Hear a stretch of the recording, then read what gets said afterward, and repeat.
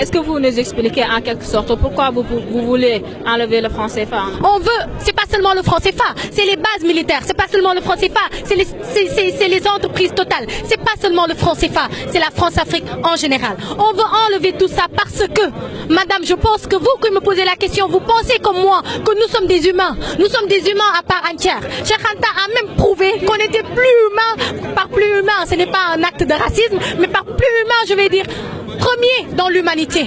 On est les premiers en tout. Si c'était une classe, j'allais dire qu'on a pris la première place. On a inventé la science des mathématiques, on a inventé l'écriture, on a inventé de par les hiéroglyphes, on a inventé la philosophie, on a inventé les pyramides, on a inventé la société.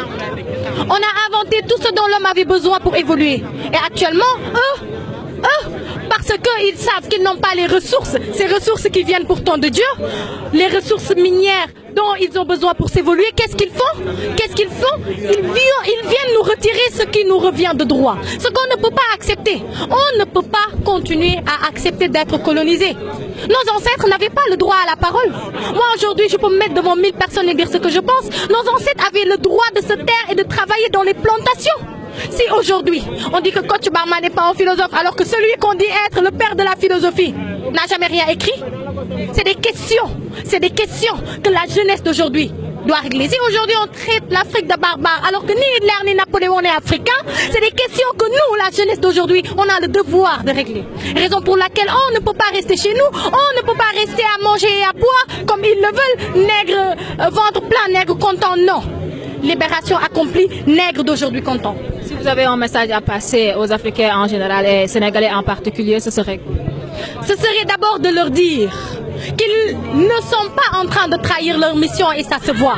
De leur dire qu'on sent jusqu'ici les vibrations de Bamako, les vibrations du Congo, les vibrations de Brazzaville. Oui, on les sent jusqu'ici. De leur dire que cette terre-mère-là, pour laquelle ils se battent, en vaut la peine. Parce que cette terre-mère-là nous a donné là où habiter. Cette terre-mère-là ne nous a pas seulement donné le droit à la vie, mais a donné à toute l'humanité ce droit-là d'exister. Nous sommes contents de ces gens-là. À ceux qui pensent que des manifestations ont échoué parce qu'ils sont 20 ou 30 personnes, nous on en a réuni près de 300 un peu partout dans le monde. 300 un peu partout dans le monde, ça fait des millions d'Africains qui se lèvent pour dire non. Qui se lèvent pour dire ça suffit, qui se lèvent pour dire à bas l'impérialisme. Et ce n'est pas seulement des dires, comme je le dis. Ce n'est pas une révolte qui se prépare, madame, non. C'est une révolution à grande échelle qui se prépare. Et on a les armes pour mettre fin à cette France-Afrique qu'on est en train d'exploiter. Me tuer moi ou tuer le président de l'ONG, Kémy Séba, ne changera rien. Parce qu'on a créé une jeunesse, vous avez vu ici des gens de tout âge, qui vont et qui sont en train de relever ce défi, qui est la libération de notre peuple. Ndeye Nogué Babel Sow. Merci. Ndeye Nogué Babel.